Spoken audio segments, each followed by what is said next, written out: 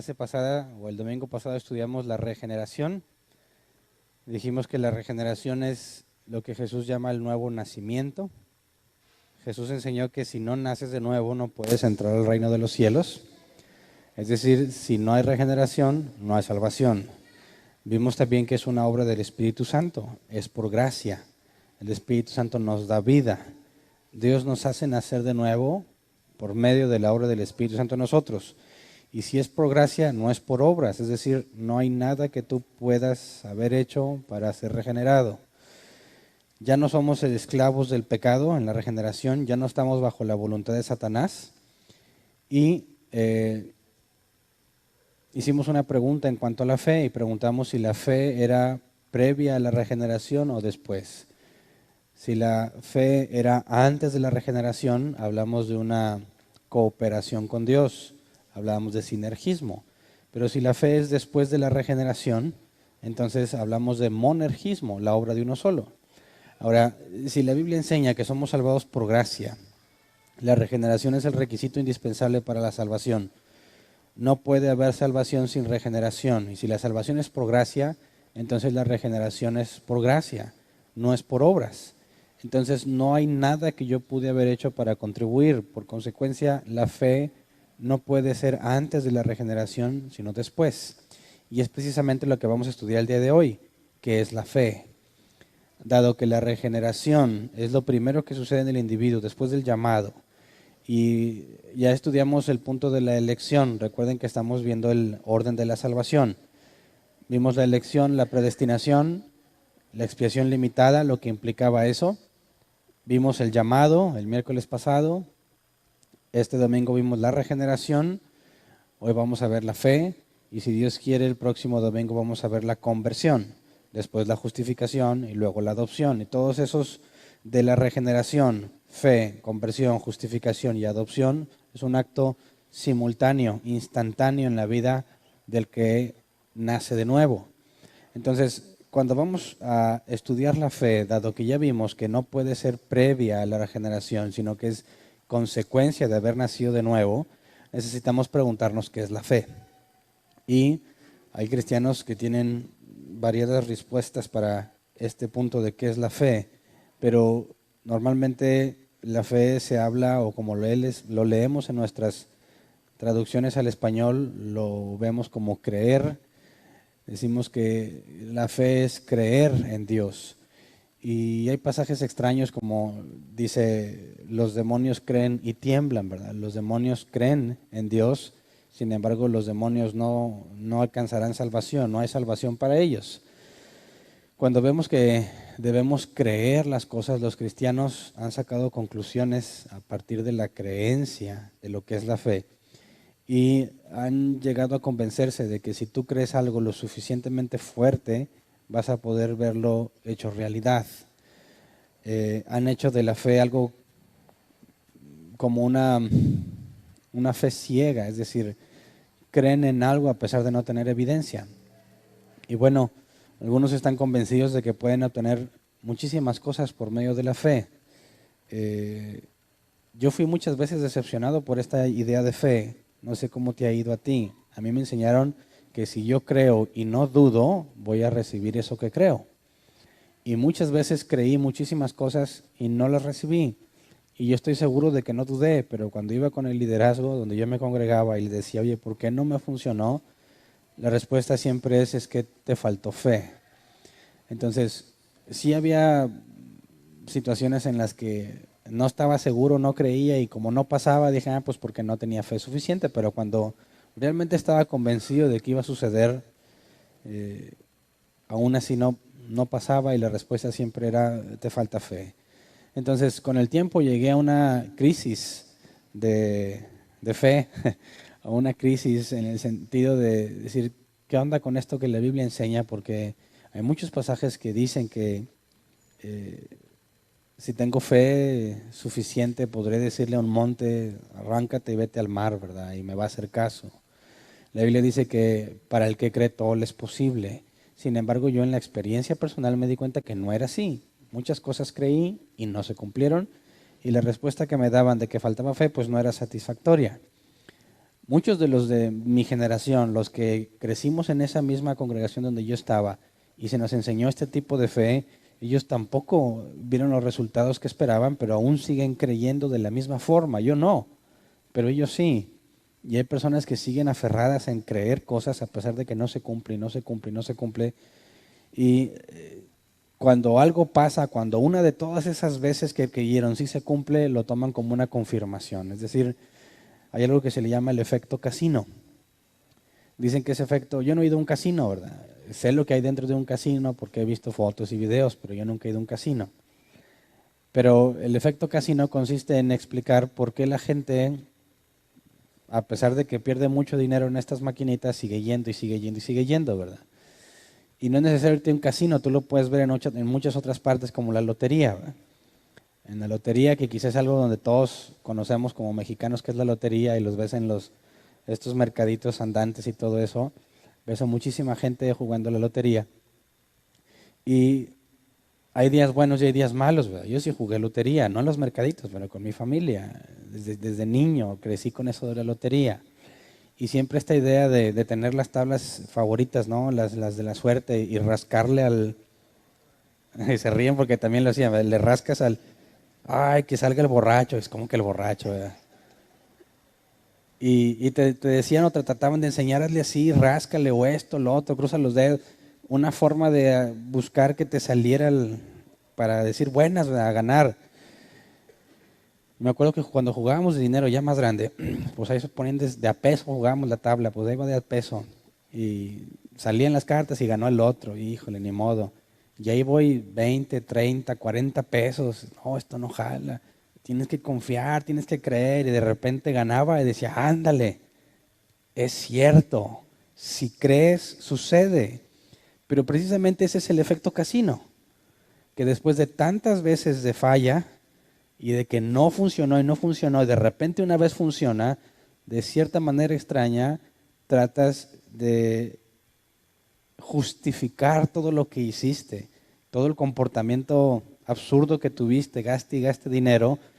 Esa vez que sí jaló, tratas de justificar tus errores y dices, sí funciona. Y el siguiente día vuelves a jugar y fallas y fallas y fallas y fallas y de repente sale, sí funciona. Y te convences de que de cada 20 que intentaste, 19 fallaste y una no.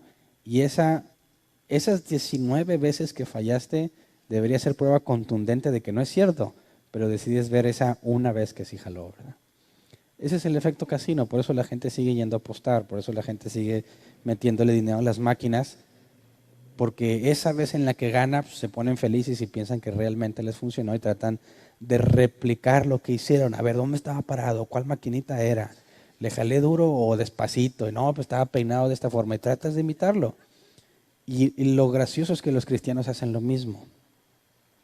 Los cristianos se han propuesto creer cosas, darlas por hecho, declararlas y lo que sea, tanta cosa que han hecho y no les funciona, se dan cuenta que no funcionó, vuelven a creer y vuelven a creer y cuando les funciona dicen, ahora sí, tengo la evidencia. Yo me acuerdo mucho de una persona que yo conocí que estuvo en la misma iglesia donde yo estaba, creo que todavía está ahí, y les enseñaban que tú tenías que sembrar con fe y cuando tú sembrabas una cantidad de dinero tenía que ser una cantidad de dinero fuerte. Y tú te sembrabas una fuerte cantidad de dinero, decían, te tiene que doler, si no, no sirve. Entonces ya depende del presupuesto de cada quien, ¿verdad? A quién le podrían doler 1,000 pesos, a quién le dolerían 10,000, a quien ya echa 50 y ya le duele, ¿verdad?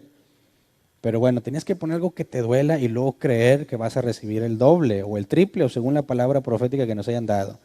Hasta 7, hasta 4, según ellos lo que Dios les había dicho. Bueno, yo lo hice muchas veces y no jaló. Pero yo me acuerdo que una de las personas que también lo hizo y no, y no, y no, y no, un día publicó en sus redes sociales que se había ganado una estufa en una rifa. Dijo, y esta es la evidencia de que la palabra de fe funciona. Y yo me quedé pensando, ¿y todas las veces que no funcionó? ¿Qué pasó con todas esas veces? Todo ese dinero que le diste a alguien que te aseguró que te iba a dar, que te iba a replicar Dios o te lo iba a multiplicar y no funcionó. ¿Qué hiciste con todas esas veces? Bueno, eso es un proceso psicológico errado, pero el problema es que los cristianos piensan que ese mismo efecto casino sucede con lo que la Biblia enseña. Y eso es totalmente incorrecto. De hecho, algunos creen que pueden cambiar la voluntad de Dios si tienen fe suficiente. Por ejemplo, hay algunos que han ido a hacerse un examen médico y están orando para que el resultado sea favorable. No sé si alguna vez te ha pasado.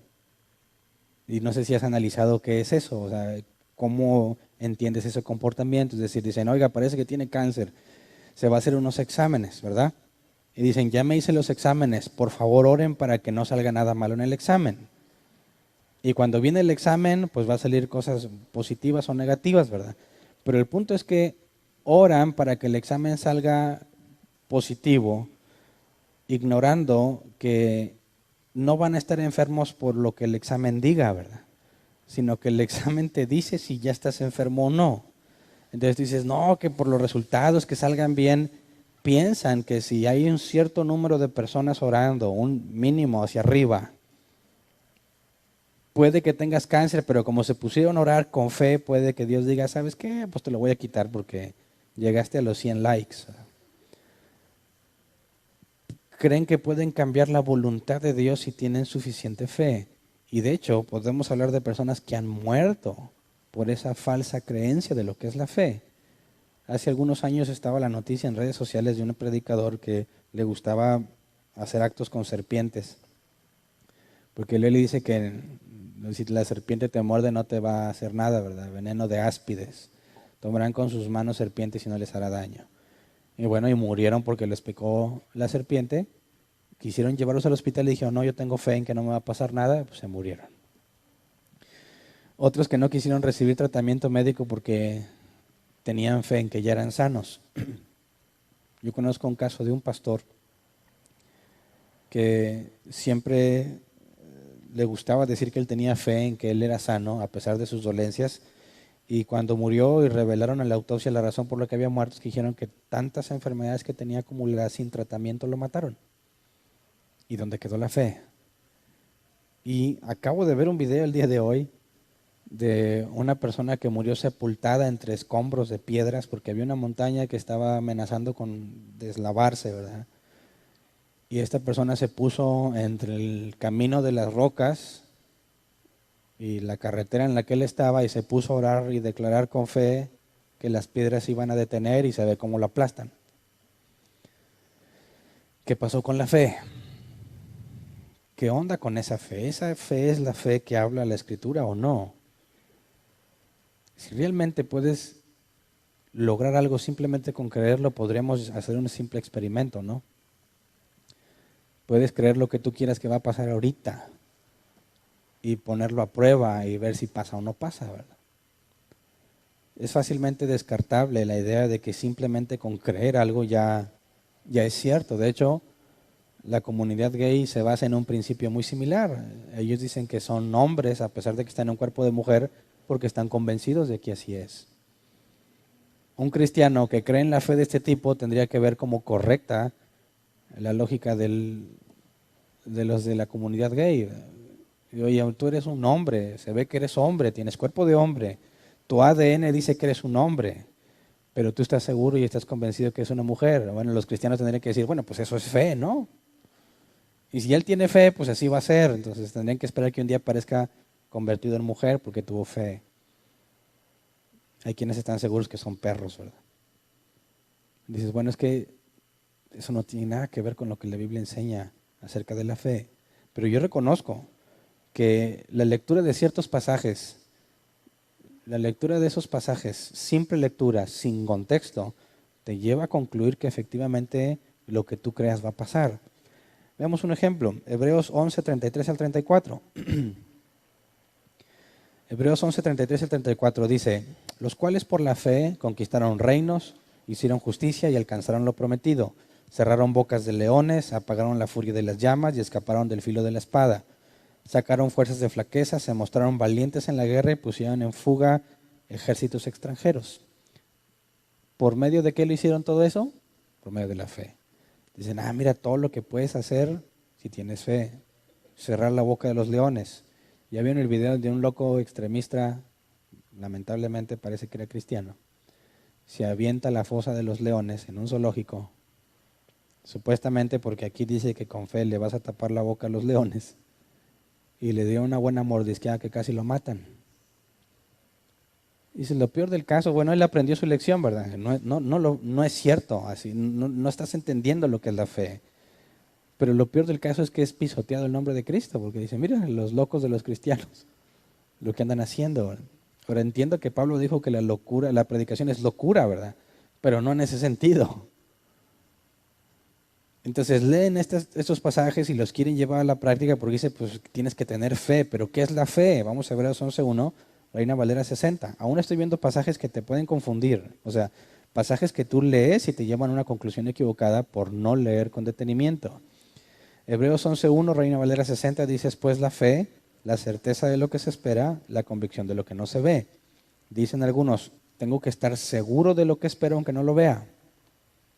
Por eso es que dicen, yo estoy enfermo, me siento enfermo, pero estoy seguro que soy sano.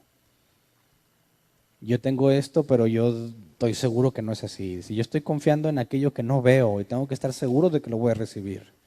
Y algunos aseguran que si dudas ya no lo cumples, ya no se te va a hacer. Ahora vamos a otro pasaje, Marcos 9:23, también Reina Valera 60. Marcos 9:23, Jesús le dijo, si puedes creer, al que cree, todo le es posible. Entonces, estos tres pasajes donde dicen que podrás hacer cosas maravillosas, ¿verdad? Y fe es como que estar seguro de lo que tú esperas aunque no lo veas. Y además, si tú crees todo te es posible, por eso es que encuentras a estos cristianos que dicen, yo creo y porque creo Dios lo va a hacer. ¿Qué clase de cosas creen los cristianos que van a pasar o que van a suceder o que van a recibir? Trabajos, casas, autos, negocios, riquezas, salud, bienestar, unidad familiar. Tratan de aplicarlo en todas las cosas. Es muy fácil caer en ese error grave. Este tipo de creencia, decir yo creo aunque no vea nada, te lleva a una fe ciega. Creer sin ver. Y eso definitivamente no es lo que la Biblia enseña. Además de que convierten a Dios en el genio de la lámpara. Porque Dios tiene que estar al tanto de qué cosas estás creyendo para concedértelas porque las crees, ¿verdad? Entonces, si a alguien se le propone creer por, no sé, que va a recibir su título, dice, no necesito estudiar porque yo lo creo. Y si lo creo, todo es posible. Piensan que de alguna forma va a llegar el título. Dices, bueno, si estudio y creo, bueno, aunque estudies no es garantía de que vas a pasar, ¿verdad? Pero el punto es claro, la idea de una fe ciega y a Dios como el genio de la lámpara que te va a cumplir aquello de lo que tú estás seguro que vas a recibir, entiendo y reconozco que pudieses concluirlo a partir de los pasajes que leímos. Es decir, algunos tienen esa idea porque lo vieron en la Biblia. El problema es que no están leyendo como deben. Por eso, el enfoque del día de hoy es entender la fe bíblica, partiendo de lo que el texto enseña, partiendo de cosas que ya vimos. Por ejemplo, estudiamos al principio de esta serie de fundamentos, que era la revelación especial. La revelación especial, para que lo recuerden, es aquello que Dios le muestra a algún individuo y que ese individuo no lo pudo haber sabido por ninguna otra forma más que porque Dios se lo mostró. La revelación natural, por otra parte, es aquello a lo que tú puedes llegar a concluir a partir de la naturaleza o de la creación. Pero la revelación especial es algo que solamente Dios pudo haber dicho. Y lo que tenemos en la Biblia es la revelación especial, ¿verdad? Ahora, lo que Dios dijo se plasmó por medio de profetas, por medio de apóstoles. Por medio de profetas en el Antiguo Testamento se plasmó en hebreo y algunas partes en arameo, ¿verdad? En el Nuevo Testamento tenemos que todo está en griego. Ahora, los escritos originales contienen la revelación especial de Dios. Los escritos originales, los que fueron escritos en griego. Cuando nosotros leemos la Biblia en nuestro idioma, no estamos leyendo el original. Y en la traducción hay pérdida en muchas situaciones y en muchas ocasiones. Así que cuando vamos a estudiar qué es la fe, tenemos que ir a lo que Dios literalmente movió el escritor a escribir. ¿Qué fue lo que Dios dijo realmente? No lo que nuestra versión en español dice. Entonces vamos a Hebreos 11:1, cuando dice en la Reina Valera 60, es pues la fe, la certeza de lo que se espera, la convicción de lo que no se ve, La palabra fe es el griego pistis. El diccionario Helps lo traduce así: persuadir, ser persuadido. Esta palabra pistis proviene del griego peithó, estar convencido de lo que es digno de confianza. Ahora, persuadir es convencer a alguien por medio de argumentos o de evidencia. Entonces, la palabra fe no es creer, es ser persuadido por Dios, ser convencido por Dios. La palabra fe en griego incluye creer, pero no es creer, porque tú vas a creer cuando Dios te convence, por medio de argumentos o de evidencias. Así que no puedes hablar simplemente de creer algo, necesitas la evidencia de eso que crees. Cuando dice que es la certeza, la palabra griega upóstasis, es estabilidad, soporte, por consecuencia, garantía. Entonces, la fe es la garantía. Y luego cuando nos dice de lo que se espera, la palabra espera es esperanza, expectativa. Y la palabra convicción, el echos, es prueba o evidencia. Entonces, podríamos traducirlo así. Es pues el ser convencido por Dios la garantía de la esperanza que no puedo ver. Pero no tiene nada que ver creer. Ahora, podemos resumirlo en palabras simples. La fe es confiar en lo que Dios dijo. Creer y confiar no es lo mismo. Tú crees en alguien en quien confías, pero no simplemente porque creas algo significa que confíes en eso. Por ejemplo, si tú conoces a una persona que es muy responsable y le preguntas la hora, ¿crees que te va a decir la hora correcta? Y pues sí, yo a lo mejor le creo que realmente es la hora que él dice, pero no confío en él porque lo conozco. Creer y confiar definitivamente no es lo mismo. Y sobre todo hay que entender que cuando nos habla Hebreos 11 de la fe, habla de una esperanza. Y hay que leer el capítulo completo para entender a qué se refiere esa esperanza. ¿En qué están confiando? Tienen una expectativa. Esperan algo. ¿Pero qué es eso que esperan? ¿Algo que se les ocurrió a ellos? No. Vamos a Hebreos 11, 13 al 16. Dice, todos ellos vivieron por la fe y murieron sin haber recibido las cosas prometidas. Más bien las reconocieron a lo lejos y confesaron que eran extranjeros y peregrinos en la tierra. Al expresarse así, claramente dieron a entender que andaban en busca de una patria.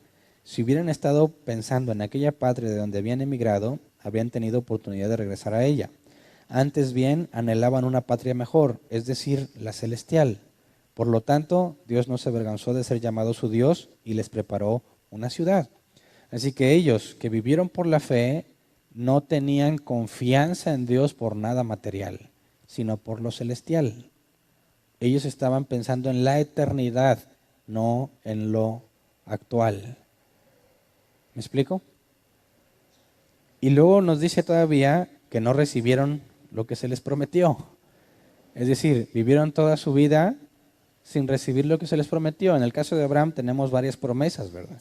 Se le prometió que sería enriquecido, se le prometió que tendría un hijo y se le prometió que en él, en uno de sus hijos, serían bendecidas todas las naciones de la tierra. Tendría una descendencia como las estrellas del cielo. Eso no lo vio cumplido. Vio cumplido lo de la riqueza terrenal, vio cumplido lo del hijo, pero lo otro no.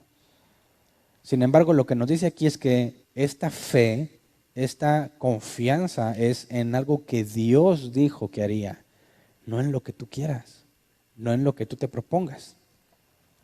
Ahora, dado que la fe es una confianza en Dios porque Él te persuadió, persuadir a alguien implica en que cambiaste su manera de pensar. Alguien que estaba diciendo, por ejemplo, un ejemplo de persuasión, alguien que dijo, este año nuevo no voy a hacer ejercicio, no voy al gimnasio, que al cabo nunca duro ahí. Y tú quieres persuadirlo de ir al gimnasio, tendrías que darle evidencia y razones. Mira, te conviene ir al gimnasio por esto, estás muy pasado de peso. Y le puedes empezar a dar razones. Y es que no dejaste de ir porque andabas solo. Yo voy contigo. Yo te voy a ayudar. Y es más, te recomiendo este gimnasio. Te queda más cerca. Y le empiezas a dar una serie de evidencias y argumentos. Y cuando él diga, está bien, me voy a meter al gimnasio, entonces lo persuadiste. Eso es la fe. Eso es la fe. El estado en cuando Dios ya te persuadió de algo, cuando cambió tu manera de pensar. Algo que tú ibas a hacer, Él te convenció de otra cosa. Eso es fe. No tiene que ver con creer algo. No tiene que ver si yo creo que lo voy a recibir. No. No tiene nada que ver con eso. Sin fe es imposible agradar a Dios. Hebreos 11:6. En realidad, sin fe es imposible agradar a Dios, ya que cualquiera que se acerca a Dios tiene que creer que Él existe y que recompensa a quienes lo buscan. Es decir, no puedes agradar a Dios si no confías en Él. Ahora, Dios no te pide que confíes en Él sin darte razones para hacerlo. Este es el punto. No puedes hablar de fe sin argumentos y evidencias. No puedes decir que tienes fe en Dios si no tienes argumentos y evidencias. Es por eso que no es una fe ciega lo que la Biblia enseña. No te pide que creas simplemente porque sí. Veamos un caso, el caso de Pedro. Mateo 14, 25 al 33. La Biblia registra que solo 2 personas caminaron sobre el agua. ¿Quién y quién? Jesús y Pedro, ¿verdad? Ahora, cuando Pedro caminó sobre el agua, ¿lo hizo por fe o no? Vamos a leerlo. Mateo 14, 25 al 33 dice, en la madrugada Jesús se acercó a ellos caminando sobre el lago. Cuando los discípulos lo vieron caminando sobre el agua, quedaron aterrados. Es un fantasma, gritaron de miedo. Pero Jesús les dijo enseguida, cálmense, soy yo, no tengan miedo. Señor, si eres tú, respondió Pedro, mándame que vaya a ti sobre el agua. Ven, dijo Jesús. Pedro bajó de la barca y caminó sobre el agua en dirección a Jesús. Pero al sentir el viento fuerte tuvo miedo y comenzó a hundirse. Entonces gritó, Señor, sálvame. Enseguida Jesús le tendió la mano y sujetándolo lo reprendió. Hombre de poca fe, ¿por qué dudaste? Cuando subieron a la barca se calmó el viento y los que estaban en la barca lo adoraron diciendo, verdaderamente tú eres el Hijo de Dios. Ahora pregunto de nuevo, ¿Pedro caminó sobre el agua porque tuvo fe? ¿Sí o no? Notemos, viene Jesús, todos piensan que es un fantasma. ¿Por qué pensaron que es un fantasma? Porque viene caminando sobre el agua y ningún ser humano camina sobre el agua, ¿verdad? Entonces esto no puede ser humano, decían ellos. Es un fantasma y Jesús le dice, cálmense, soy yo. Y Pedro tiene la brillante idea que no sé, a mí nunca se me hubiera ocurrido. A ver, si eres tú, ordena que yo vaya. A mí me parece que la lógica dicta lo contrario, ¿verdad? Es un fantasma, yo no quiero que se me acerque. ¿Verdad? Y si él dice, a ver, si no eres un fantasma que yo vaya, ¿qué tal si sí es? ¿Cómo te arriesgas a eso? Entonces él no sabe si eso que ve andando por el agua, no sabe si es Jesús o no es Jesús, ¿verdad? Y la prueba que él pide es que yo camine hacia ti. En eso tiene cierto sentido. A ver, solamente el Hijo de Dios pudiese hacer que yo camine sobre el agua si yo fuese Pedro, ¿verdad? Así que imagínate que tú eres Pedro y le acabas de decir eso al posible fantasma que está ante ti. ¿Tienes fe en que vas a caminar sobre el agua? Claro que no, por definición. Si yo estoy diciendo, a ver, dame esta prueba, yo no estoy confiando en que eso va a pasar. Si yo le digo, a ver, dame la evidencia de esta forma, eso es lo opuesto a tener confianza, es lo opuesto a creer que va a pasar, ¿verdad? Así que Pedro no camina en el agua por fe, porque tuvo que haber hecho algo así, ¿no? A ver, Jesús le dice, ven, y el mar está inquieto, bueno, el lago está inquieto. ¿Cómo le haces tú? ¿Te avientas nomás? No, pues yo pienso que bajó el... A ver si... Y ya que afianzó el primero, pues tuvo que agarrarse, ¿no? Y a ver el segundo. Ahora, ¿ya tiene fe? ¿Cuál era la prueba completa? Que yo vaya hacia ti, le dijo, ¿verdad? Así que no nomás era ponerse ahí firme, sino ir caminando en el agua. Y empieza a caminar. ¿Ahora sí tiene fe? ¿La tuvo desde el principio? ¿Qué pasa después? Se empieza a hundir. ¿Y qué dice? Señor, sálvame. Pues no, aquí un fantasma. Ahora sí le dice Señor. ¿Por qué le dice ahora sí Señor? Porque ya confirmó que sí era. Porque se paró sobre el agua y empezó a andar. Ahora ya sabe que es Jesús. Se está hundiendo y dice, Señor, sálvame. ¿Y qué hace Jesús con él? El Jesús amoroso, ¿qué le dice? Lo regaña. ¿verdad? Fíjate, a mí me han dicho, cuando alguien comete un error, dicen, no lo regañes luego. Primero, no sé, levántalo, abrázalo, dile que lo amas y luego lo regañas. Eso es lo que dice la sabiduría humana. ¿Pero qué hizo Jesús? Dice, versículo 30, pero al sentir el viento fuerte tuvo miedo y comenzó a hundirse. Entonces gritó, Señor, sálvame.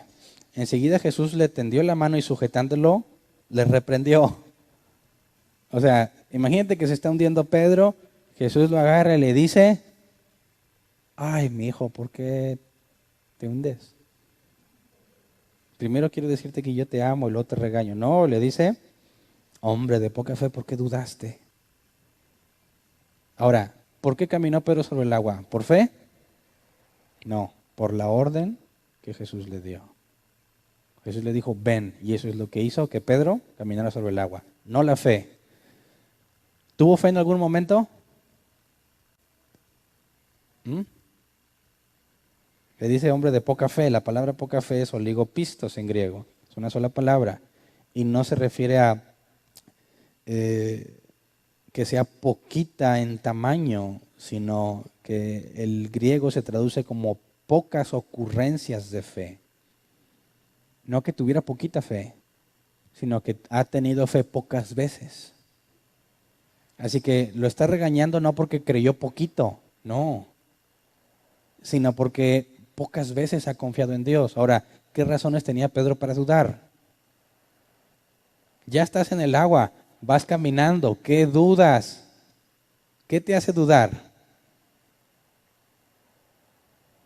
Jesús lo regaña porque, Pedro, ¿cómo es que dejaste de confiar en mí si estás viendo que estás caminando sobre el agua? ¿Qué pasó con Pedro? Vamos a Mateo 21:21. Jesús lo dijo. Mateo 21:21 dice, les aseguro que si tienen fe y no dudan, le respondió Jesús, no solo harán lo que he hecho con la higuera, sino que podrán decirle a este monte, quítate de ahí y tírate al mar, y así se hará. Ahora aquí la palabra fe es igual pistis, ya la estudiamos. Y la palabra dudan es diacrino, investigar minuciosamente, juzgar en exceso, dudar, vacilar o disputar. ¿Qué pasó entonces con Pedro cuando dudó? Se puso a analizar lo que está pasando y dijo, a ver, estoy en el agua y estoy caminando. Esto no es normal. Esto no debe estar pasando. Y en lugar de confiar en Dios, se pone a juzgar, como dice aquí, juzgar en exceso. Empezar a cuestionar por qué esto no es correcto. Y empieza a hundirse. Pero no porque tuviera poquita fe, sino porque no confió en Dios. Él no empezó a caminar por su fe. Él empezó a caminar por la orden que Jesús le dio. Pero su falta de confianza hace que se hunda. Y es lo que aquí dice. Si tienes fe y no dudas, podrás decirle al monte, quítate de ahí, échate al mar y así se hará. Pero la fe, la persuasión que Dios te da, está basado en qué? ¿En algo que tú deseaste o en algo que Él dijo? En pocas palabras, ¿puedes tú generar fe? ¿Sí o no? ¿Puedes tú generar fe? Es decir, hoy decido tener fe. ¿Es posible? Por definición es imposible. Porque si yo soy persuadido, no me puedo persuadir a mí mismo. Si yo soy convencido, no me convencí a mí mismo. Por eso yo no puedo generar fe. La fe no viene de mí. La fe es la consecuencia de la evidencia que Dios hizo. Así que es imposible que yo genere fe. Y ese es el principal error en mucho del cristianismo. Si tienes fe, lo recibes. Pues sí, excelente, pero bíblicamente hablando, ¿en qué voy a tener fe si Dios no me ha convencido de nada? O si dijera, yo tengo fe en que voy a terminar mi carrera. Bueno, ¿cuál es tu evidencia? ¿En qué estás confiando? Ahora, ¿confías en ti mismo? ¿Tú puedes tener fe en ti mismo? Sí. ¿Puedes tener fe en un equipo de fútbol? Sí. Pero hablar de la fe bíblica, esta fe es en Dios. En Dios. Ahora, ¿esta fe en Dios la puedo generar por mí mismo? Es imposible por definición. La fe no proviene del humano. La fe es la consecuencia de que Dios te dijo algo y te dio evidencias de que así será. Entonces tengo fe en Dios. ¿Me entiendes? Fe en Dios es, Él me dijo, esto va a pasar o esto vas a hacer, y me dio los argumentos y la evidencia de que así será. Entonces yo soy persuadido y entonces tengo fe en Dios.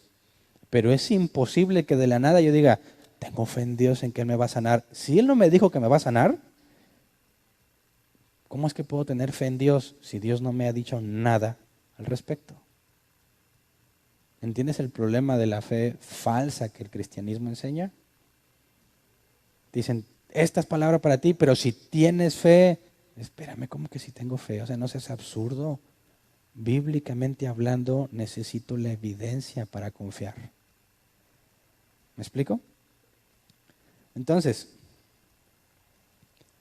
si no puedes generar la fe y sin fe es imposible agradar a Dios, ¿quiénes reciben fe? ¿Se acuerdan lo que vimos la clase pasada? Los que son regenerados. ¿Cómo es que tengo fe en Dios si antes no la tenía? Bueno, porque tengo evidencia. ¿Evidencia de qué? De que ya no soy el mismo. De que me cambió. Esa es la regeneración. Dios me transformó. Ya no me gusta lo mismo, ya no quiero lo mismo, ya no siento a gusto con lo mismo, ya no deseo lo mismo. Ya no hago lo que antes hacía. Esa es la evidencia de que Dios hizo algo en mí, por eso confío en Él, porque yo no le pedí cambiar. Yo no cambié de mi propia voluntad, Él me cambió. Entonces, veamos un caso clarísimo de fe en el que llaman el padre de la fe, que es Abraham. La fe de Abraham, bueno, es el primer caso en la Escritura donde se habla de la fe, ¿verdad? Y nosotros tenemos que tener una fe como la de Abraham.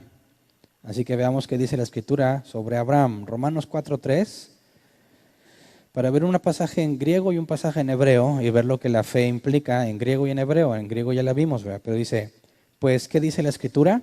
Le creyó Abraham a Dios y esto se lo tomó en cuenta como justicia. Aquí la palabra creyó es pisteuo, que es la que viene de pistis, ser persuadido. Y fue persuadido Abraham y eso se lo tomó en cuenta como justicia. Y más adelante vamos a ver la justificación, ¿verdad? Pero entonces, ahora vamos en hebreo a ese mismo pasaje que en griego hace referencia. Vamos a Génesis 15:6. Génesis 15:6 dice, Abraham creyó al Señor y el Señor se lo reconoció como justicia. Ahora aquí en hebreo la palabra creyó es amán, que se traduce como, tiene distintas traducciones. Una puede ser creer, confirmar, apoyar, estar firme, aseguramiento. Otra posible es confiar. La otra es fortalecerse, ser fuerte.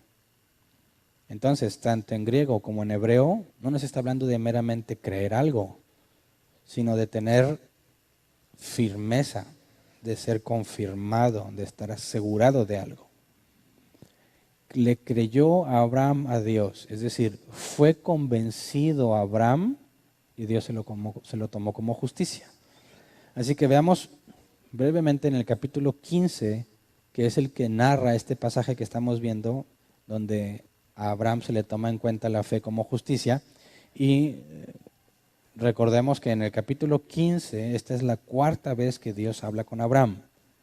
Lo primero que registra la Biblia que Dios le dijo a Abraham fue, sal de tu tierra y de tu parentela, ¿verdad? Y Abraham obedeció. Tenemos dos instrucciones después, más adelante. A este punto, en el capítulo 15, Abraham ya fue enriquecido. Ya conocemos la historia del, tristemente, cuando Abraham, por temor a perder su vida, prefiere decir que su esposa no es su esposa, sino su hermana, que era una verdad a medias, porque sí era media hermana de Abraham, pero era su esposa. Entonces cuando él dice, cuando vean lo hermosa que eres, porque la Biblia dice que la esposa de Abraham era hermosísima, se van a querer matarme para quedarse contigo. Así que no les digas que eres mi esposa, di que eres mi hermana. Ahora, ¿qué tanto cambia la situación? O sea, si una mujer hermosa está casada y alguien quiere estar con esa mujer, pues se deshace del esposo, ¿verdad? Y eso es lo que Abraham tenía miedo que pasara. Pero ¿por qué tenía miedo si Dios le había prometido que tendría mucha descendencia? aún no tiene hijos y tiene miedo. Entonces no está confiando mucho en Dios, ¿verdad? Ahora, pero ¿cuál sería el efecto si en lugar de ser el esposo es el hermano?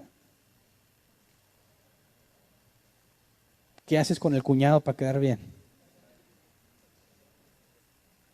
¿Qué fue lo que hicieron con Abraham? Lo enriquecieron para quedarse con su hermana, para que le diera la mano de su hermana. Y Abraham no dijo nada. Y en la noche nupcial de la esposa de Abraham con este rey, no me acuerdo cómo se llama, Dios le habla al rey y le dice, no toques a esa mujer. Fíjate hasta dónde estuvo dispuesto Abraham a llegar con tal de salvar su vida. Vendió a su esposa. En esta cuarta ocasión, cuando Dios le habla, vamos a Génesis 15, 1 al 3. Dice, después de esto, la palabra del Señor vino a Abraham en una visión.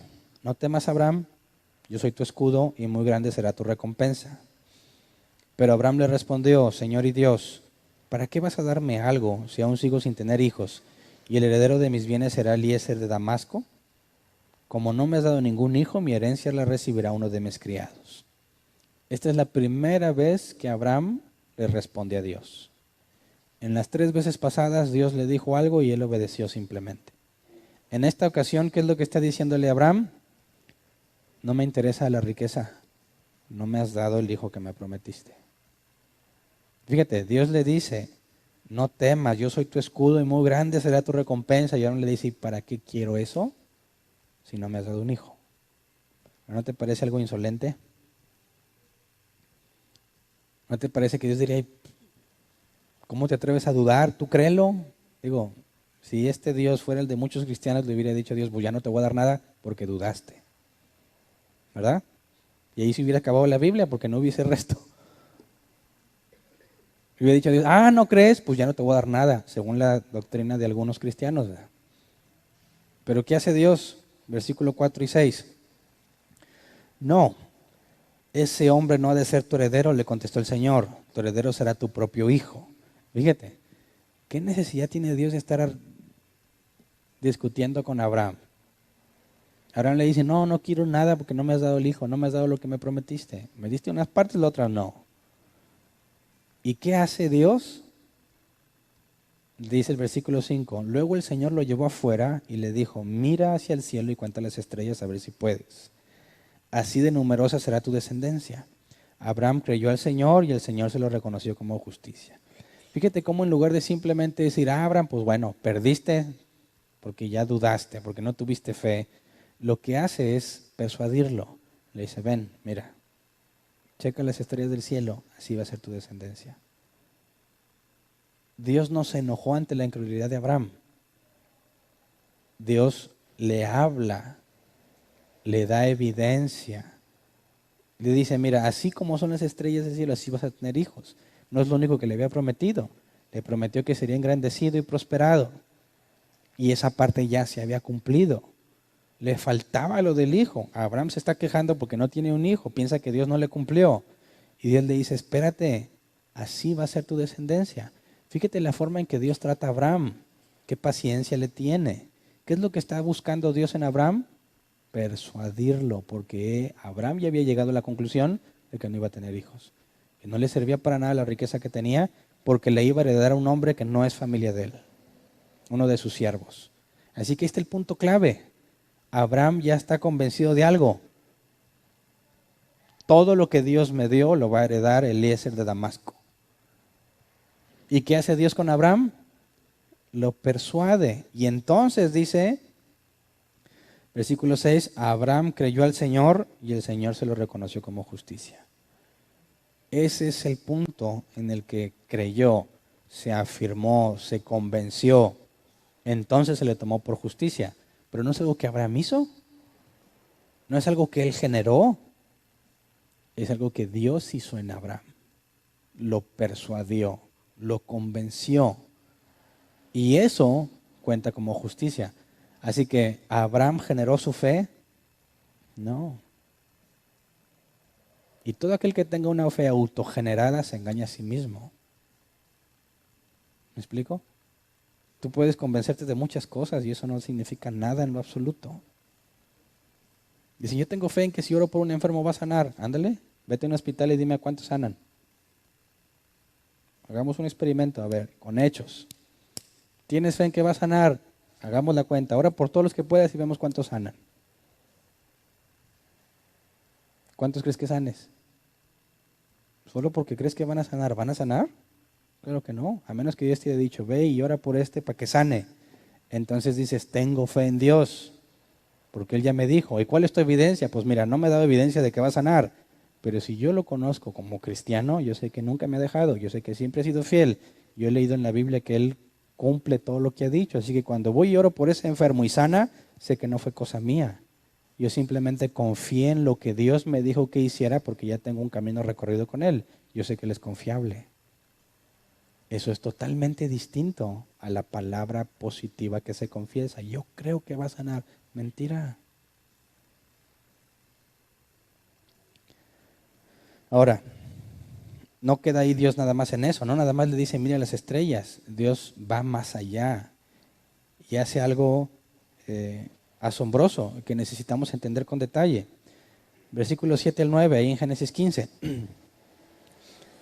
Dice, además le dijo, yo soy el Señor que te hice salir de Ur, de los caldeos, para darte en posesión esta tierra. Pero Abraham le preguntó, Señor y Dios, ¿cómo sabré que voy a poseerla? El Señor le respondió, tráeme una ternera, una cabra y un carnero, todos ellos de 3 años, y también una tórtola y un pichón de paloma. Fíjate bien, ya estaba totalmente convencido Abraham, después de que le dijo, mira las estrellas y cuéntalas a ver si puedes. ¿Ya estaba totalmente convencido, sí o no? No. Cuando le dice, Señor y Dios, ¿cómo sabré que voy a poseerla? ¿Qué está diciendo? ¿Qué está pidiendo? Dame una señal. Fíjate, vamos a leer la traducción lenguaje actual, ahí también del 7 al 9. Dice, Abraham confió en la promesa de Dios. Fíjate cómo la NBI cambia la palabra creyó, perdón, la traducción lenguaje actual cambia la palabra creyó por confió. En este caso está traduciéndola mejor. Dice, Abraham confió en la promesa de Dios y por eso Dios lo aceptó y le dijo, yo soy tu Dios y tú eres mío porque confías en mí. Cuando la NBI dice, yo soy el Señor, y hablar del Señor habla del dueño de todo, por eso la traducción lenguaje actual dice, tú eres mío porque confías en mí. Dice, yo te saqué de Ur de los Caldeos para entregarte esta tierra. Abraham le respondió, Dios y Rey mío, ¿cómo puedo estar seguro de que me la darás? ¿Te das cuenta? ¿Abraham está totalmente convencido de que así va a ser? No, está confiando en Dios y le dice, dame una señal de que así va a ser. ¿Cómo puedo saber que realmente lo vas a hacer? ¿Y qué es lo que Dios le dice? ¿Se enoja? ¿Se molesta? No, le dijo, para cerrar el trato, trae una vaca, una cabra y un carnero, de 3 años cada uno, y trae también una paloma y una tortolita. Ahora, la palabra para cerrar el trato, eso no está en el original. Eso lo puso la TLA, pero lo pone con fundamento, porque veamos lo que hizo Abraham con los animales, ¿verdad? Porque pidió una ternera, ¿verdad? Una cabra y un carnero. Versículo 10 al 11 en la NBI. Génesis 15, 10 al 11 dice, Abraham llevó todos esos animales, los partió por la mitad y puso una mitad frente a la otra, pero a las aves no las partió. Y las aves de rapiña comenzaron a lanzarse sobre los animales muertos, pero Abraham los espantaba. Ahora lo interesante es que Dios no le dijo que hiciera eso con los animales. Dios no le dijo que los partiera a la mitad. Dios le dijo, tráelos. ¿Por qué Abraham decide partirlos por la mitad? Aquí no nos dice nada la Escritura. Y podrías concluir algunas cosas y dices, bueno, pues quizás así se acostumbraba, ¿no? No sé, quizás las demás naciones idólatras eso es lo que hacían. Sabemos que Abraham sale de una familia idólatra, ¿verdad? Pero Jeremías nos da la respuesta. Vamos a Jeremías 34, 18 al 20. Jeremías 34, 18 al 20 dice, puesto que han violado mi pacto y no han cumplido las estipulaciones del pacto que acordaron en mi presencia, los trataré como al novillo que cortaron en dos y entre cuyos pedazos pasaron para rubricar el pacto. A los jefes de Judá y de Jerusalén y a los oficiales de la corte y a los sacerdotes y a todos los que pasaron entre los pedazos del novillo, los entregaré en manos de sus enemigos que atentarán contra su vida y sus cadáveres servirán de alimento a las aves de rapiña y a las fieras del campo.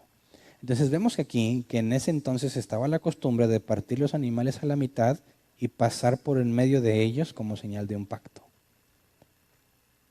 Históricamente sabemos que se partían los animales y los que iban a hacer un pacto, ambas partes del pacto tenían que pasar en medio de los animales, y al pasar en medio de los animales estaban diciendo que así se me haga si no cumplo. Eso significaba partir el animal en dos y pasar por el medio del animal. Era un pacto de sangre. Al que no cumplía, lo mataban. Y es lo que está diciendo Dios aquí en Jeremías. A los que pasaron por ahí, los voy a entregar a la muerte, porque no cumplieron el pacto, ¿verdad? Ahora regresémonos a Génesis 15, 12 al 21. Vamos a leer lo que pasó, qué hizo Dios con esos animales que Abraham partió a la mitad. Dice: al anochecer, Abraham cayó en un profundo sueño y lo envolvió una oscuridad aterradora. El Señor le dijo: debes saber que tus descendientes vivirán como extranjeros en tierra extraña, donde serán esclavizados y maltratados durante 400 años. Pero yo castigaré a la nación que los esclavizará, y luego tus descendientes saldrán en libertad y con grandes riquezas. Tú, en cambio, te reunirás en paz con tus antepasados y te enterrarán cuando ya seas muy anciano. 4 generaciones después de tus descendientes volverán a este lugar, porque antes de eso no habrá llegado al colmo la iniquidad de los amorreos. Cuando el sol se puso y cayó la noche, aparecieron una hornilla humeante y una antorcha encendida, las cuales pasaban entre los animales descuartizados. En aquel día el Señor hizo un pacto con Abraham. Le dijo: a tus descendientes les daré esta tierra, desde el río de Egipto hasta el gran río, el Éufrates. Me refiero a la tierra de los kenitas, los kenicitas, los cadmoneos, hititas, fereceos, refaitas, los amorreos, cananeos, jerjeseos y los jebuseos. Así que Dios hizo un pacto, ¿verdad? Pero ¿quién es el que pasó por el medio de los animales? Abraham no pasó en medio de los animales. El único que pasó en medio de los animales es la antorcha encendida. Es muy similar a lo que Moisés vio en la zarza. ¿Qué vio la zarza? Que ardía, pero no se consumía, una especie de antorcha sobre la zarza. ¿Qué es lo que Abraham vio? Una antorcha, una hornilla humeante que pasó en medio de los animales. Y nos dice: Dios hizo un pacto. Pero si nada más él pasó por en medio de los animales, ¿con quién es el pacto? Consigo mismo. ¿Por qué hizo esto Dios? Dios juró por sí mismo, hizo pacto consigo mismo para que Abraham confíe. La carta de los Hebreos nos explica claramente. Dios juró por sí mismo, porque no había nadie más mayor por quien jurar, ¿verdad? No hay nadie mayor que Dios. Jura por sí mismo para que Abraham tenga fe, para que confíe en Dios. Dios está eliminando toda desconfianza de Abraham. Cuando poco después de ahí Abraham y Sara tienen un hijo, vemos con el tiempo que Dios le dice: ve y ofrece a tu hijo en holocausto. Y Abraham no titubea y va y lo hace. Y cuando lo iba a matar le dice: alto, porque Dios nunca le pidió que matara a Isaac. Pero ves un comportamiento totalmente distinto. Abraham confió en Dios a raíz de las evidencias que Dios le dio, al grado en que Dios le dijo: yo hago un pacto conmigo mismo de que te voy a bendecir. Abraham no tiene que cumplir con nada en ese pacto. Abraham no fue condicionado a nada. Lo único que hizo fue confiar en Dios, y eso se le tomó por justicia. Así que es imposible que Abraham haya generado la fe que Dios le contó como justicia. Es algo que Dios hizo en Abraham, ¿verdad? Así que dime, ¿crees tú entonces que puedes tener fe en algo que tú quieras y Dios te lo va a conceder porque lo crees de todo tu corazón? Pues claro que no, es totalmente absurdo. La idea bíblica de la fe es confianza. Confío en Dios. Y fíjate, no nada más con Abraham. Dime, ¿qué hizo Gedeón para saber si Dios efectivamente estaba con él? ¿Se acuerdan de la prueba del vellón? Que era como una especie de bola como de algodón, que dijo: la voy a dejar aquí en la noche y si cae el rocío, pero esta no se moja, lo tomo como señal de Dios. Ahora, que esa bola como de algodón, que es muy absorbente, no se moja ante el rocío, es un milagro. Amanece, baja de donde se fija y efectivamente está seco el vellón y todo lo demás mojado. Y no llena, todavía dicen: ahora al revés, que todo esté seco pero el vellón mojado. Y Dios le da la señal y efectivamente ve el vellón mojado y todo lo demás seco. ¿Por qué hizo Dios eso? Para que tenga fe en Él. ¿Qué me dices de cuando Moisés le dijo: Dios, ¿qué pasa si voy y el pueblo no me cree que tú me envías? ¿Qué les dijo Dios? Ah, si no creen no lo van a recibir. No, le dijo, mira, vas a agarrar tu vara, la avientas al suelo y se va a convertir en serpiente, ¿verdad? Si no te creen con esa, luego metes la mano al costado, la sacas y va a estar leprosa, la vuelves a meter, la sacas y va a estar limpia. Y si no te creen con eso, entonces agarra agua del río, la tiras a la tierra y se va a convertir en sangre. ¿Por qué hizo eso?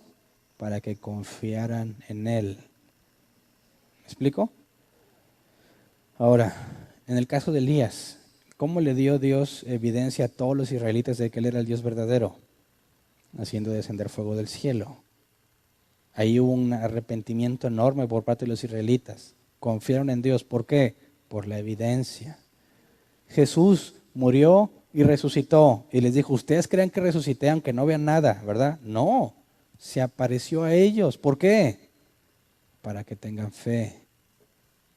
La fe ciega no es bíblica. No está en la Biblia ni un solo caso de fe ciega.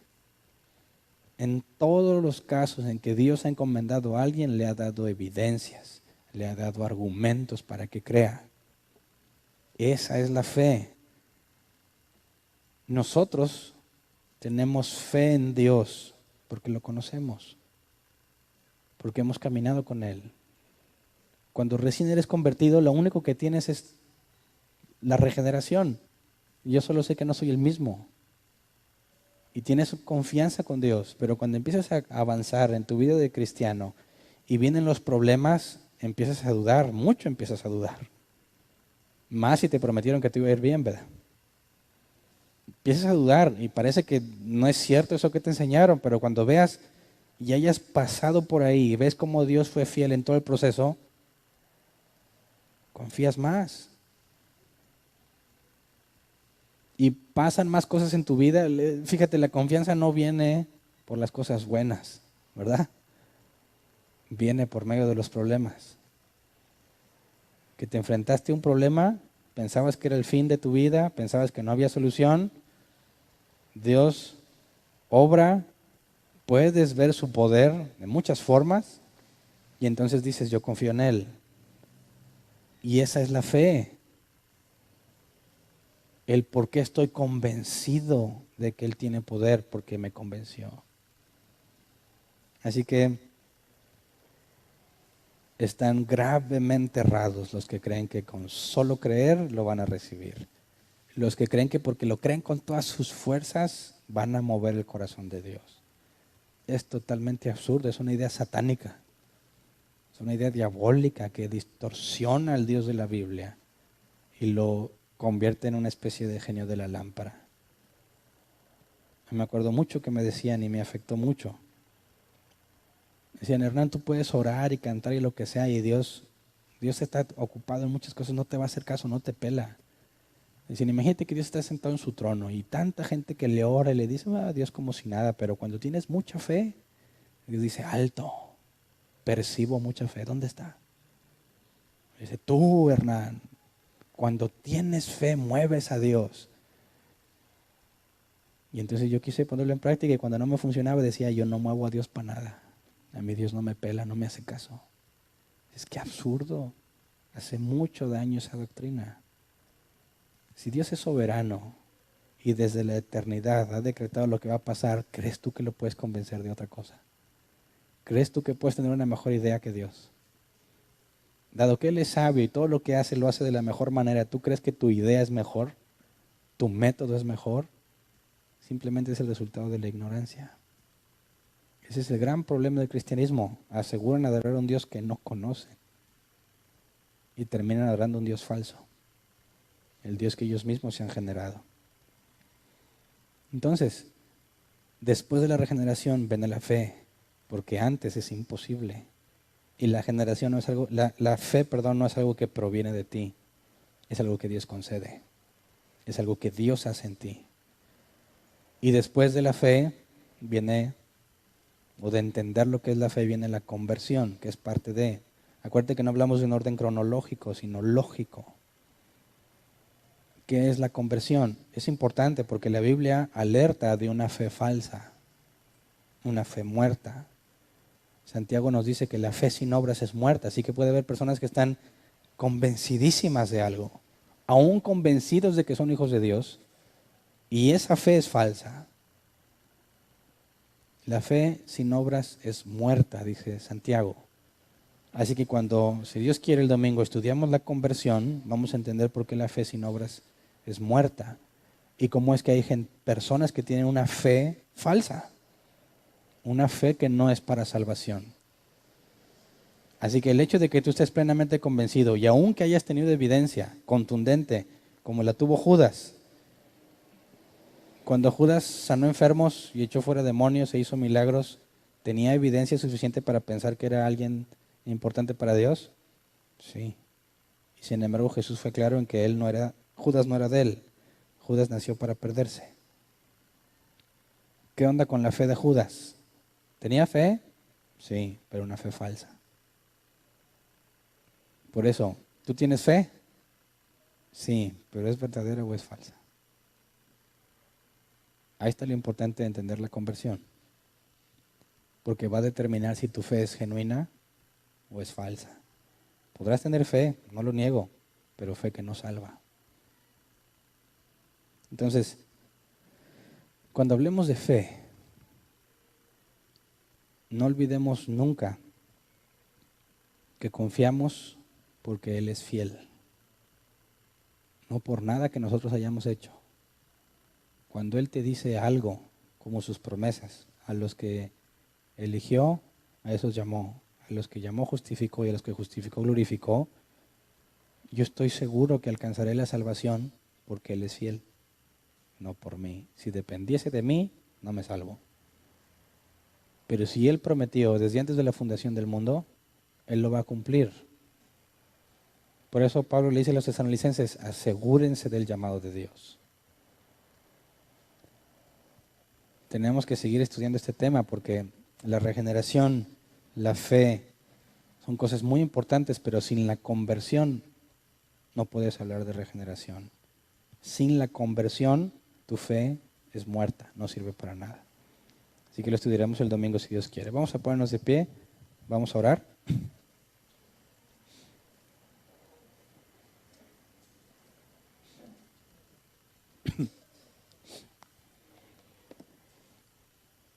Así que si alguien te dice, a ver, vamos a orar con fe, ¿a qué se refiere? ¿Fe en qué? Dice, oye, ora por mí pero con fe. Bueno, ¿qué es lo que tú quieres? No, pues yo quiero que me sane. No puedo orar con fe. ¿Por qué no? Dios no me había dicho, Dios no me ha dicho nada al respecto de tu enfermedad. Yo no puedo tener fe orando por ti. Una vez le dije a una persona que vino aquí por primera vez y se enojó. Yo no puedo tener fe porque Dios no me ha dicho nada acerca de tu enfermedad. Dios no me ha dicho nada que te sane. Yo puedo orar con fe en el sentido de que Dios es fiel para guardarte aunque te mueras. Y menos le gustó, ¿verdad?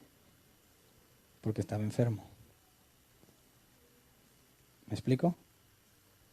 Si vas a orar con fe es en algo que Dios dijo. Y Dios dijo que Él, el que empezó la buena obra, la terminará. Dios nunca dijo que todos los enfermos van a sanar. Yo no tengo fe en que vas a sanar, a menos que Dios me dijera, Hernán, cuando ores va a sanar, entonces ahora sí tengo fe, porque Dios lo dijo. Pero si Dios no dijo nada de tu enfermedad, lo único que puedo pedir con fe es que te guarde, que te preserve aunque te mueras. Eso ya no es atractivo, ¿verdad? La gente dice, nah, pues yo voy a uno donde sí me declaren sanidad. ¿Así para qué? Pues precisamente ese es el punto. Si Dios es sabio y esa enfermedad es para muerte, es lo mejor que te puede pasar. ¿Verdad? ¿Verdad? Entonces, vamos a orar con fe en que Él es fiel y que nos va a preservar pase lo que pase, ¿ok? Señor, gracias porque tú nos persuadiste, tú nos convenciste, Señor. Estábamos convencidos de que, algunos de que no existías. Estábamos convencidos de que eras un mito, Señor. Como en mi caso, tú me persuadiste, me diste la evidencia, me cambiaste, Señor. Todos los que son tus hijos pueden decir lo mismo, nos cambiaste, nos transformaste, nos diste la evidencia, Señor. No nada más ese día en que nos regeneraste, sino que cada vez que seguimos avanzando en nuestra vida, Señor, nos enfrentamos con problemas. Tú fuiste fiel, Señor. Cada vez que nosotros nos comportamos de la manera incorrecta y incluso hicimos lo que te desagrada conscientemente y nos rebelamos a tu palabra, aún así, como dice la Escritura, tú seguiste siendo fiel, que no te puedes negar a ti mismo. Señor, sabemos que si estamos aquí es por tu fidelidad, porque nuestras rebeliones son intolerables, Padre, pero tu misericordia es grande. Gracias, Señor, porque si fuese por nuestros méritos, hace mucho que hubiésemos sido condenados. Gracias porque cuando estamos desesperados y pensamos que no hay salida, tú eres paciente, Señor, y nos das evidencia para seguir confiando. Gracias por todas las veces que dijimos que ya no queríamos saber nada de ti y aún así tuviste paciencia y trataste con nosotros y nos hiciste ver que tú nos abandonas, que nada nos puede separar de tu amor. Así que reconocemos, Padre, que si hemos llegado hasta aquí en tus caminos es porque tú has sido fiel. Por eso confiamos en ti, Señor, porque tú has probado ser fiel, tú has probado ser digno de confianza. La Escritura dice que aunque padre y madre te dejaren, con todo yo no te dejaré. Y lo has demostrado, Señor. Por eso tenemos fe en ti, tenemos esperanza en ti, porque tú eres digno, Señor. Tú eres el único digno. Concédenos, Padre, no olvidar nunca todo lo que has hecho por nosotros. Como dijo el salmista, bendice alma mía Jehová y no olvides ninguno de sus beneficios. Señor, concédenos no olvidar todo lo que has hecho en nuestras vidas, todo lo que nos has cambiado. Tal vez con el tiempo nos acostumbramos a la vida cristiana y pensamos como si así hubiésemos sido siempre y nos olvidamos de tantas cosas que hicimos incorrectas, de tantas cosas que nos has librado, tantas veces que nos has disciplinado, Señor, y nos has transformado, simplemente porque nos recibiste como hijos. Gracias, Padre, porque obras en nuestras vidas y cada vez confiamos más en ti. Gracias porque podemos tener la certeza de que tú empezaste la obra en nosotros y la terminarás hasta que lleguemos a la estatura de Cristo, Señor. Por eso te glorificamos y dedicamos nuestras vidas a servirte, Señor, porque tú lo mereces. Líbranos, Padre, de la falsa enseñanza y permítenos en la medida de lo posible y según tu voluntad explicar la fe bíblica a aquellos que están engañados, Señor. Permítenos hacerlo de una manera correcta, confiando, Señor, en que si a ti te place, si tú así lo quieres, puedes hacerlo entender, Señor, como dijo el apóstol Pablo, con la esperanza de que tú les des entendimiento sobre ese asunto, Señor, para que escapen de la trampa en la que han sido cautivos. Padre, concédenos el milagro de ver a las personas regeneradas, llenas de fe en ti, Señor, y transformadas por el poder de tu palabra, de tu Espíritu Santo, Señor. Como lo has hecho con nosotros, queremos verlo, Señor, en cada persona que venga a este lugar conforme a tu voluntad. Gracias por todo lo que has hecho y por lo que sabemos que harás, Señor. Amén. Pueden sentarse. Pasemos a la sección de preguntas. Tenemos 15 minutos para responder preguntas. Si tienes una pregunta, levanta tu mano y te llevan el micrófono. No importa que sea la primera vez que vengas. No nos enojamos por las preguntas, ¿verdad? Buenas noches. Buenas noches. Hermano, ya soy bien conocido, ¿verdad? Porque he mencionado un par de ocasiones que crecí en una iglesia pentecostés y posteriormente en una iglesia bautista. Es en las únicas iglesias que he asistido. Y en la última bautista estuve ahí por más de 30 años. A lo que voy es a lo siguiente, hermanos, por costumbre. Entonces, se arraigan muchas costumbres, hermanos, en uno de nosotros. Y no son ni mañas ni nada que se le parezca, sino que es una costumbre, ¿verdad?, a la que uno se aferró a través de tantos años. Entonces, en la iglesia pentecostés había en la dirección del culto el periodo de peticiones, textos, cantos especiales, y en la bautista acciones de gracias y peticiones, e inclusive también un día a la semana, una vez al mes, un culto de oración en el cual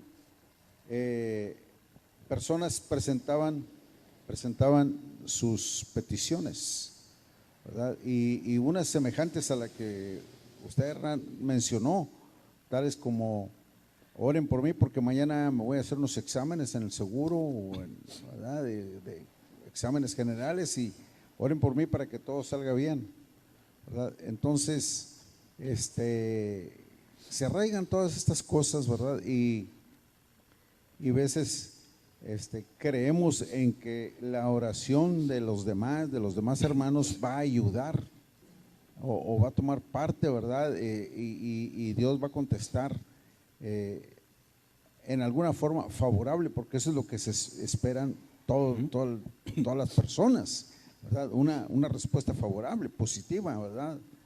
Entonces, mi pregunta, hermanos, es la siguiente: esas periodo de peticiones, periodo de oración por las mismas, no tiene ni fundamento ni es bíblico. Bueno, es que se parte de una base equivocada. Es decir, cuando alguien dice, quiero orar para que el resultado sea positivo o favorable, está asumiendo que la Biblia miente, porque piensa que si el resultado es negativo, no le es favorable, ¿verdad? Ahí se confunde. El punto es que la Biblia dice que todo obra para bien, para aquellos que conforme a su propósito fueron llamados. Entonces, si tú le dices, Dios, vamos a orar para que el resultado sea bien y sea favorable, esta es una contradicción. Es una manera incorrecta de orar. La oración correcta sería, Dios, oramos para que esta persona acepte lo que tú has permitido para su vida. Porque ya sea que sea positivo o negativo el examen, la Biblia dice claramente que todo obra para bien, para aquellos que conforme a su propósito fueron llamados. Entonces, es antibíblico pedir para que nuestros deseos se hagan realidad, asumiendo que esa es la única forma en la que voy a salir beneficiado. Es desconfiar totalmente en la palabra de Dios. Ese es el problema con ese tipo de reuniones y ese tipo de oraciones. No se puede asumir que lo que a mí me agrada es lo mejor para mí. De hecho, Dios nos libre de dejarnos hacer lo que nos agrada. Más bien, que se haga su voluntad, como Jesús dijo, en el cielo y en la tierra. ¿Me explico? Ese es el problema de ese tipo de peticiones o ese tipo de doctrina. Dan por hecho de que su predilección o lo que a ellos les agrada es mejor que el plan que Dios tiene para ellos. Gracias, hermano. Dejo el tiempo a los demás.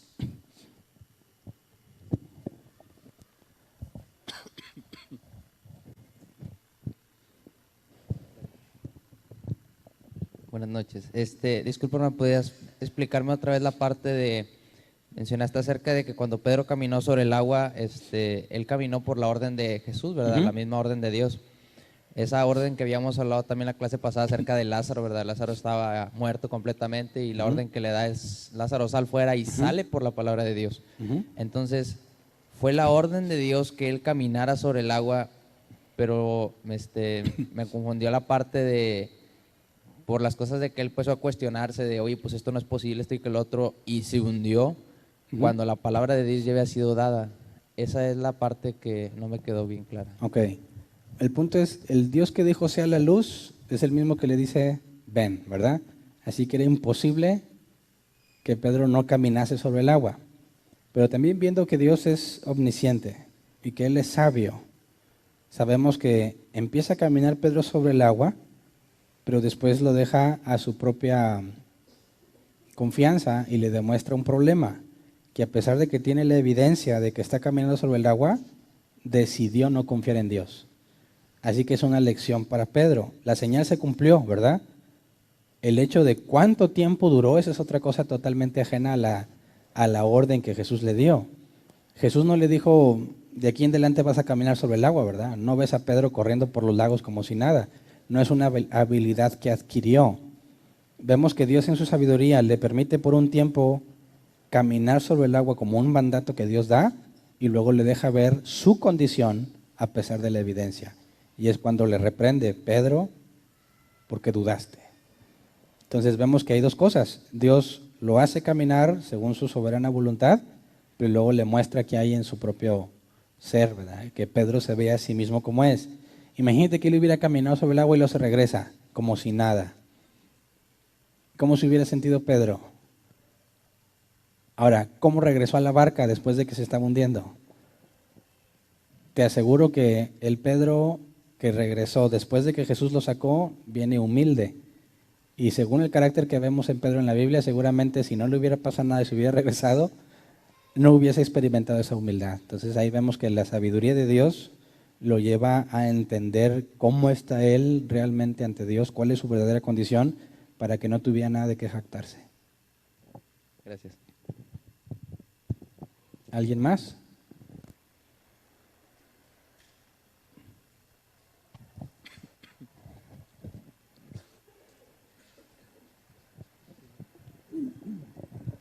Sí, buenas noches, pastor. Buenas noches. Bueno, buenas noches a todos, no nomás a ti. No nomás a mí. Pastor, en el sentido humano, las palabras convencer y persuadir nos dan a entender que la última palabra la tiene al que yo voy a convencer o al que yo voy a persuadir. Como hemos estado usando estas palabras, que pistis y todo eso, ¿verdad? No quiere decir que Dios, que ya nos eligió y nos predestinó para persuadirnos o para convencernos un día, no estamos queriendo decir, porque nuestra interpretación humana es lo que yo necesito convencerlo a él o persuadirlo a él, pero la última palabra la tiene él. No aplica eso, no es en ese sentido en el que estamos hablando de convencer y persuadir, es mi pregunta, sino más bien de dar evidencia, que Dios nos da evidencia y por lo cual viene la fe, y no tanto de que, pues a ver si me convences, Dios, o a ver si me persuades, porque normalmente el que necesita ser persuadido y convencido es quien tiene la última palabra. No es en ese sentido la aplicación de las palabras convencer ni persuadir. O sea, no puede haber alguien que diga, pues ¿sabes qué? Pues sí hiciste milagros y lo que tú gustes y mandes, pero no es suficiente, no me convenciste, no me has convencido y no me has persuadido, y por lo tanto no tengo fe. O sea, no estamos hablando de eso, ¿verdad? Es que eso sería imposible, porque Dios no trata, Dios no falla, ¿verdad? A eso voy, O sea, cuando Dios hace algo, no hay quien pueda impedirlo. O sea, sí, no Entonces sería imposible que alguien le diga a Dios: no me convenciste. no es a lo que voy, pastor. O sea, como hablamos de la palabra convencer y persuadir, o sea, no es en el sentido de que Dios nos tenga que convencer o que Dios nos tenga que persuadir, sino que Él es un evento que Él hace por la supereminente grandeza de su poder en nosotros. No es una obligación de parte de Dios, que es un acto de gracia y misericordia. Entonces, Dios dice: tendré misericordia de quien quiera tenerla, ¿verdad? Entonces, pero cuando Dios quiere que tú confíes en Él, lo hace porque le place, dándote evidencia y argumentos. Ahora, cuando Dios decide convencerte en el tiempo, aunque ya fue una decisión en la eternidad, ¿verdad? Pero en el tiempo Dios va a tratar contigo para convencerte, es imposible que Él falle. Es imposible que alguien diga: no me convenció, porque Dios es todopoderoso. O sea, no es un intento, es un hecho dado por Dios hecho. no intenta nada, Así es. Dios hace. Es que las palabras convencer y persuadir nos dejan libre esa posibilidad de nuestra mente humana de pensar que hay esa posibilidad. Pastor, bueno, y por ejemplo mencionaste ejemplos del Antiguo Testamento en el que estos hombres de Dios fueron convencidos con evidencias de cierto tipo, ¿verdad? Pero mencionaste también acerca de la regeneración. En los tiempos en los que vivimos ahora, dicho de otra manera, ¿de qué manera nos convence o de qué manera nos persuade Dios? Él nos convence y nos persuade, pero ¿de qué nos convence y de qué nos persuade? Escuché que mencionaste algo de la regeneración. O sea, Él mismo lo que empieza a hacer en nosotros, esa es la evidencia que Él nos da para que, o sea, es la manera como Él nos convence y nos persuade. En primera instancia, ¿verdad? Sí. Porque no tienes nada de experiencia con Dios. Esa es la… Es el primer paso. Es la primera evidencia que tienes, que sabes que ya no eres el mismo. Okay. Pero no es la única, ¿verdad? Pero sí diríamos que es la principal o… Bueno, es que dado que no hay salvación sin regeneración, podemos decir que si no tienes esa evidencia, no eres salvo, no eres de Dios. De ahí viene la fe muerta, que veremos un poco más a detalle el domingo. Pero cuando hablamos de que estamos estudiando la salvación. El orden de la salvación es tanto Antiguo como Nuevo Testamento, es lo que Dios ha hecho con todos los hombres. Pero todos los pasos tienen que cumplirse. No puedes dejar fuera alguno.